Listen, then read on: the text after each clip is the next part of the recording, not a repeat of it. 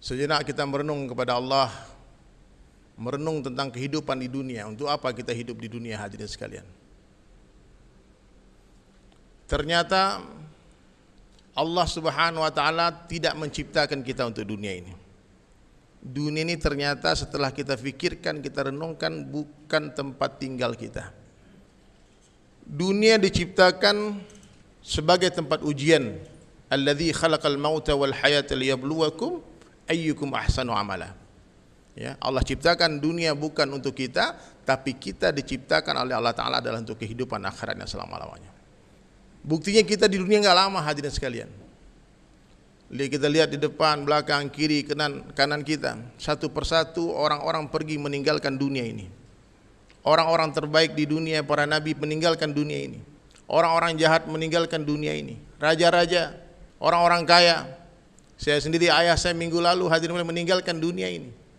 Dan suatu hari nanti kita yang duduk di majelis ini tinggal cerita, hadirin sekalian. Kita pun akan meninggalkan dunia ini.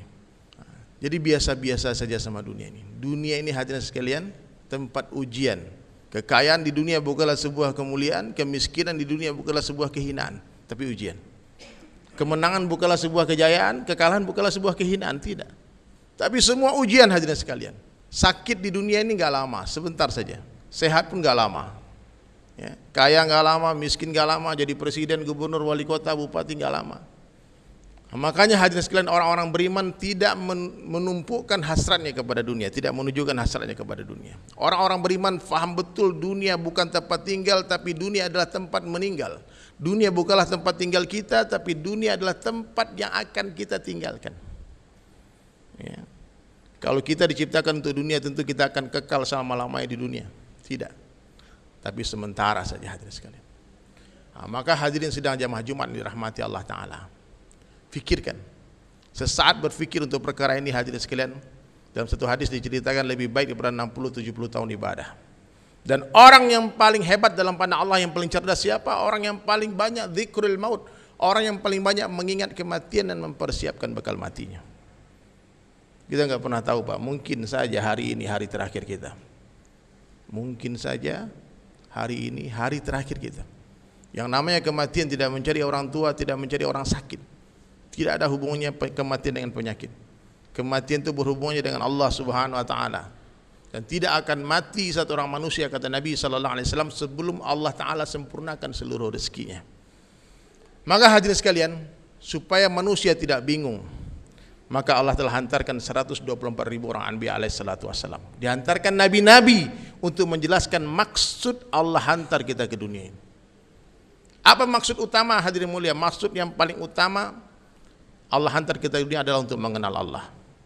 Untuk mengenal Allah. Seluruh nabi dari Nabi Adam alaihissalam sampai Rasulullah sallallahu alaihi wasallam, Allah hantar ke dunia membawa satu kalimah yang sama, yakni kalimah la ilaha illallah. Semua nabi mendatangi kaumnya, bercerita tentang kebesaran Allah, tentang kebesaran Allah, mengagungkan Allah, membesarkan Allah, menceritakan bahwasanya dialah Allah yang telah menciptakan 7 lapis langit dan bumi tanpa tiang, yang menciptakan seluruh jagat raya dari yang paling besar sampai yang paling kecil adalah Allah Ta'ala. Yang memelihara kita adalah Allah Subhanahu wa taala, yang memberi kita rezeki adalah Allah Subhanahu wa taala. Makanya Nabi sallallahu alaihi wasallam menjelaskan dalam satu hadis, jaddidu imanakum, tingkatkan iman kalian, kata Nabi. Seorang sahabat bertanya kepada Rasulullah sallallahu alaihi wasallam, kaifa nujaddidu imanana ya Rasulullah? Bagaimana cara meningkatkan iman kami ya Rasulullah? Maka Nabi menjawab, aksiru min qauli la ilaha illallah. Banyak-banyaklah kalian mengucapkan kalimah la ilaha illallah. Di mana saja, kapan saja, jumpa siapa saja. Inilah ciri-ciri umat Rasulullah sallallahu alaihi wasallam. Ciri-ciri umat Nabi, hadirin sekalian, dia menjadikan kerja Nabi menjadi kerja dia. Apa kerja Rasulullah sallallahu alaihi wasallam? Siang malam, hadirin mulia, mengajak manusia kepada Allah.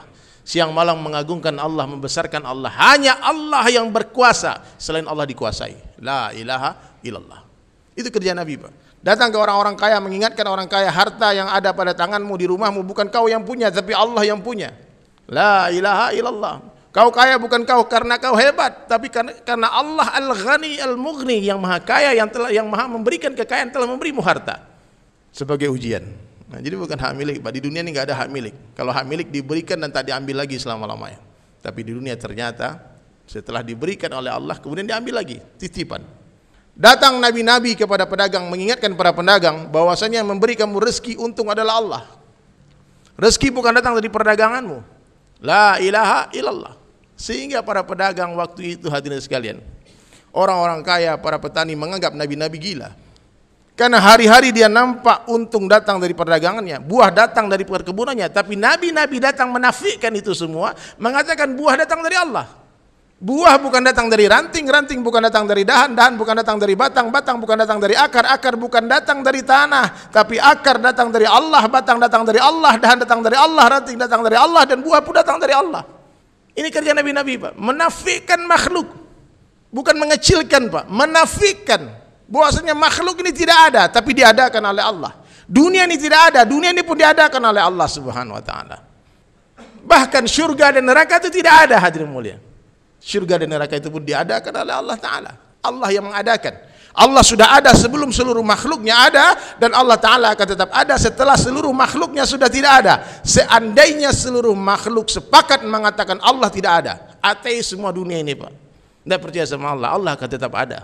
Kenapa demikian? Karena Allah Subhanahu wa taala sudah ada sebelum kata-kata ada itu ada, dan Allah Ta'ala akan tetap ada setelah kata-kata ada itu sudah tidak ada lagi. La maujud illallah, la ilaha illallah. Ini kerja nabi-nabi dan ini kerja kita. Siang hari memuji-muji Allah di hadapan manusia, malam hari memuji-muji manusia di hadapan Allah.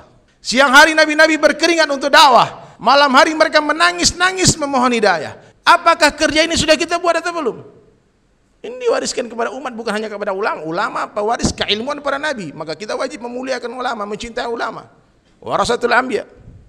Tapi kerja nabi diwariskan kepada seluruh umatnya. Qul hadhihi sabili ad'u ila Allah. Katakanlah wahai Muhammad kepada seluruh umatmu, inilah jalanku, ajak manusia kepada Allah. Ala basiratin, dengan basirah, dengan hujjah yang nyata, Quran dan sunnah. Ana wa man ittaba'ani. Ini kerjaku dan kerja seluruh pengikutku.